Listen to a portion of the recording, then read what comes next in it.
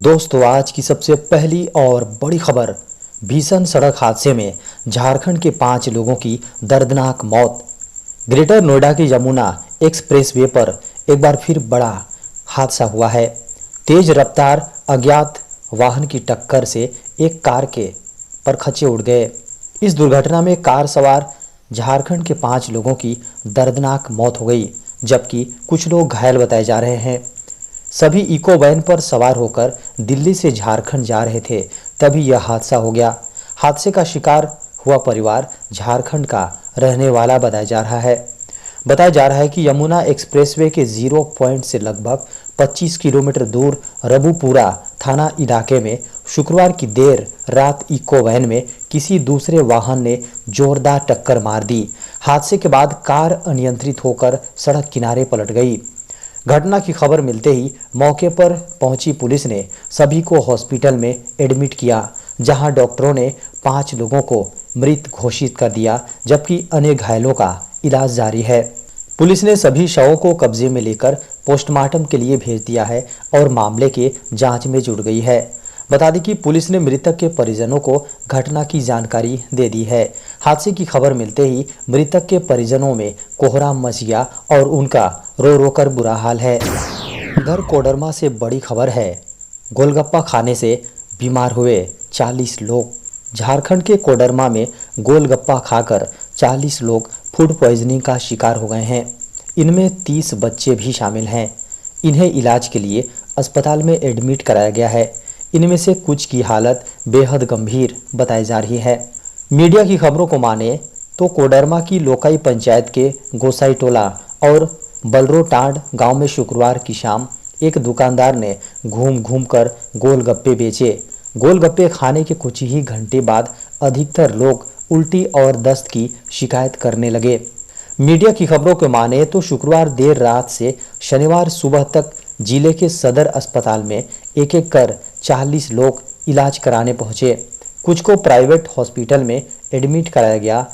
मरीजों के परिजनों ने आरोप लगाया है कि गोलगप्पा खाने से यह घटना हुई।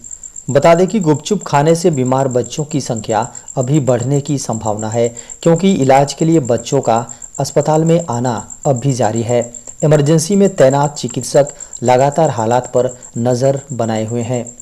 खबरों को माने तो पुलिस ने गुपचुप बेचने वाले युवक को भी हिरासत में लिया है और उससे पूछताछ की जा रही है। इसके अलावा फूड सेफ्टी की टीम गुपचुप के अलावा तमाम उत्पादों की जांच कर रही है। ओडिशा के राज्यपाल और झारखंड के पूर्व मुख्यमंत्री से मिले झारखंड के स्वास्थ्य मंत्री। ओडिशा के नवनियुक्त राज्यपाल व झारखंड के पूर्व मुख्यमंत्री रघुवर दास को बधाई देने झारखंड के हेल्थ मिनिस्टर बन्ना गुप्ता शनिवार को एग्रीको स्थित उनके घर पहुंचे। इस मौके पर स्वास्थ्य मंत्री ने कहा कि झारखंड गठन के बाद संभवतः यह पहला मौका है जब झारखंड के किसी विधायक को राज्यपाल का महती दायित्व प्रदान किया गया है। यह न केवल रघुवर जी बल्कि पूरे कोल्हान प्रमंडल एवं झारखंड प्रदेश के लिए गौरव का विषय है। स्वास्थ्य मंत्री ने रघुवर दास को बधाई देते हुए कहा कि रघुवर दास के रूप में ओडिशा राजभवन को एक निष्पक्ष नेतृत्व प्राप्त होगा। इसके साथ ही ओडिशा राज्य को रघुवर दास के लंबे राजनैतिक अनुभव का लाभ मिलेगा। उन्होंने कहा कि यह भारत के सुदृढ़ लोकतंत्र की खूबसूरती है, जिसमें जनप्रतिनिधि पार्टी लाइन से ऊपर उठकर एक दूसरे का सम्मान करते हैं। चुनाव से पहले झारखंड में प्रशासनिक सेवा अधिकारियों के हुए तबादले। झारखंड में आगामी विधानसभा चुनावों से पहले तबादलों का दौर जारी है। आए दिन आईएएस आईपीएस अधिकारियों के तबादले किए जा रहे हैं। इसी कड़ी में झारखंड में प्रशासनिक फेरबदल जारी है। आईएएस आईपीएस अधिकारियों के एक बार फिर से अधिकारियों के तबादले किए गए हैं। झारखंड के कार्मिक प्रशासनिक सुधार विभाग द्वारा इसकी अधिसूचना जारी की गई है। झारखंड के 100 से अधिक राज्य प्रशासनिक सेवा अधिकारियों को अतिरिक्त प्रभार सहित नवीन तैनाती दी गई है। जल्द से जल्द उन्हें प्रभार ग्रहण करते हुए इसकी जानकारी विभाग को देनी है। झारखंड के इन स्कूलों में नवंबर से शुरू होगा बैगलेस डे। झारखंड के सरकारी विद्यालयों, माध्यमिक स्कूलों में नवंबर महीने से बैगलेस डे की शुरुआत होगी। बता दें कि 13,664 माध्यमिक स्कूलों में नवंबर महीने से इस योजना की शुरुआत होगी। शिक्षा विभाग शनिवार को बच्चों को विद्यालय के बस्ते के बोझ से छुटकारा देने और व्यावसायिक शिक्षा के प्रति उनका रुझान बढ़ाने के उद्देश्य से यह योजना शुरू करने जा रही है। झारखंड के 13,664 विद्यालयों के कक्षा 6 से 8 तक के बच्चों के लिए यह कार्यक्रम चलाया जाएगा। शनिवार को विद्यालयों में बैगलेस डे होगा, यानी उस दिन बैग लेकर बच्चों को विद्यालय नहीं जाना होगा और उस दिन मिडिल स्कूलों के 1,47,14,72,615 बच्चे बिना बैग के स्कूल पहुंचकर एक्स्ट्रा करिकुलम एक्टिविटीज़ में शामिल होंगे। बैगलेस डे के दिन छात्रों को विद्यालयों में योग, व्यायाम और खेल कूद की गतिविधियों के अलावा 11 तरह की व्यावसायिक शिक्षा की जानकारी दी जाएगी। इसके लिए स्कूल प्रबंधन की ओर से छात्रों को हर बैगलेस डे के दिन इंडस्ट्रियल विजिट पर ले जाया जाएगा। बच्चों को स्कूल के आसपास स्थिति इंडस्ट्रियल एरिया और अलग अलग व्यावसायिक क्षेत्रों का दौरा कराया जाएगा। साथ ही आर्ट एंड क्राफ्ट, क्रॉकरी, गीत संगीत जैसे व्यवसाय की जानकारी उन्हें फील्ड में ही मिल जाएगी। आधार कार्ड को लेकर आया बड़ा अपडेट, नहीं हो पाएगा गलत इस्तेमाल। आधार कार्ड एक ऐसा डॉक्यूमेंट है जिसके बिना शायद जिंदगी पॉसिबल नहीं है। नौकरी से लेकर घूमने फिरने तक आधार कार्ड की आज के समय में ज़रूरत पड़ती है। भारत में आधार कार्ड के बिना सिम नहीं ले सकते हैं, न ही टैक्स भर सकते हैं। इसलिए इसकी नई अपडेट आपको जानना बेहद ज़रूरी है। मीडिया की खबरों को माने तो सरकार की ओर से आधार कार्ड को लेकर एक बड़ी अपडेट जारी हुई है, जिसमें आपका आधार एकदम सेफ हो गया है, जिससे इसके चोरी होने के बाद मिसयूज होने की संभावना नहीं होगी। दरअसल हुआ यह है कि आधार कार्ड को अब आप लॉक भी कर सकते हैं, यानी अगर आपका आधार कार्ड कहीं खो गया है तो फिर वह केवल एक मामूली सा कार्ड बनकर रह जाएगा। इसके अलावा अगर उसे लॉक कर दिया जाता है तो इसे आप खुद अनलॉक कर सकते हैं।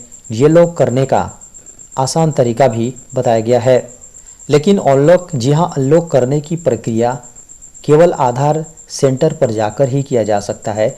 आधार सेवा केंद्र पर जाकर वहाँ अपने दस्तावेज दिखाने होंगे। सब कुछ ठीक पाया जाता है तो फिर दोबारा से आपका आधार शुरू किया जाएगा। कोटा में छात्रों की लगातार मौतों के बाद किया गया सबसे बड़ा बदलाव। कोटा शहर यानी कोचिंग नगरी, जो अब धीरे धीरे खुदकुशी शहर बनती जा रही है। कोटा में इस साल 2 दर्जन से भी अधिक खुदकुशी और मौतें हुई हैं कोचिंग के छात्रों की। इस कारण कोचिंग संचालक, माता पिता, पुलिस प्रशासन, एनजीओ सब परेशान हैं। खुदकुशी को काबू करने के लिए नए नए प्रयोग किए जा रहे हैं। इसी तरह का एक बड़ा मामला अब सामने आया है। संभावना व्यक्त की जा रही है कि इससे खुदकुशी के मामलों में कमी आएगी।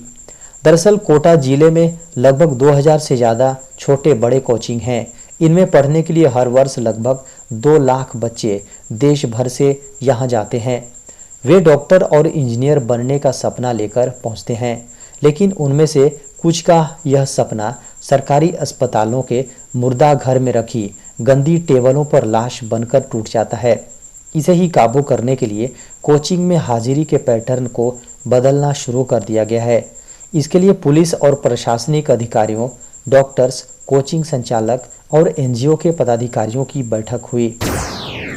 भारत में कोविड-19 के मिले 22 नए मामले। भारत में कोरोना वायरस संक्रमण के 22 नए मामले सामने आए हैं और उपचाराधीन मरीजों की संख्या 292 है। केंद्रीय स्वास्थ्य मंत्रालय ने शनिवार को यह जानकारी दी। मंत्रालय की ओर से शनिवार सुबह 8 बजे जारी ताज़ा आंकड़ों को माने तो पंजाब और हरियाणा में क्रमशः मौत के 1230 और 23 मामलों के पुनर्मिलान के बाद देश में कोविड-19 से मरने वालों की कुल संख्या 5,32,038 से बढ़कर 5,33,291 हो गई हैं। वहीं संक्रमण के कुल मामले 4,50,01,040 हो गए हैं। मंत्रालय की वेबसाइट को माने तो संक्रमण से उबरने वाले यानी रिकवर होने वाले लोगों की कुल संख्या बढ़कर 4,44,67,447 जी हाँ 57 हो गई हैं। देश में संक्रमण से रिकवर होने की दर 98.81%, जबकि मृत्यु दर 1.18% है। मंत्रालय की माने तो भारत में अब तक कोविड-19 रोधी टीकों की 222.67 करोड़ खुराक दी जा चुकी है। हांगजू में फिर शतक लगाने को तैयार भारतीय खिलाड़ी। टोक्यो पैरालंपिक स्वर्ण पदक विजेता अवनी लेखरा और सुमित अंतिल रविवार से शुरू होने वाले एशियाई पैरा खेलों में भारत के अब तक के सबसे बड़े दल का नेतृत्व करेंगे। सक्षम एथलीटों द्वारा ऐतिहासिक सफलता हासिल करने के बाद शुरू हो रहे पैरा एशियाई खेलों से भी देश को रिकॉर्ड पदकों की उम्मीद होगी। टोक्यो पैरालंपिक में स्वर्ण और कांस्य पदक जीतने वाली अवनी के साथ भाला फेंक खिलाड़ी अंतिल देश के सबसे बड़े पदक दावेदारों में से एक होंगे। अंतिल ने भी टोक्यो में स्वर्ण जीता था। पैरा निशानेबाज मशीन जी हाँ मनीष नरवाल के साथ साथ बैडमिंटन खिलाड़ी प्रमोद भगत और कृष्णा नागर ने भी टोक्यो पैरालंपिक में शीर्ष स्थान हासिल किया था। हांगजू पैरा एशियाई खेलों में रिकॉर्ड 313 भारतीय एथलीटों में शामिल होंगे। भारत इस आयोजन के 22 खेलों में से 17 में भाग ले रहा है। देश में पहली बार rowing, canoeing, lawn ball, taekwondo और ब्लाइंड फुटबॉल में चुनौती पेश करेगा। पैरा खेलों में 43 देशों के लगभग 4000 एथलीट 566 स्वर्ण पदक स्पर्धाओं में 22 खेलों में प्रतिस्पर्धा करेंगे। पैरा एशियाई खेल मूल रूप से 9 से 15 अक्टूबर 2022 तक होने वाले थे, लेकिन कोविड-19 महामारी के कारण इसे एक साल के लिए स्थगित कर दिया गया था। चीन अब हर सत्र में भारी अंतर से पदक तालिका में शीर्ष स्थान हासिल किया है। हांगझोउ खेलों में चीन के 439 खिलाड़ी भाग लेंगे। पहला पैरा एशियाई खेल 2010 में चीन के ग्वांगझोउ में आयोजित किया गया था, जहां भारत एक स्वर्ण सहित 14 पदकों के साथ 15वें स्थान पर रहा था।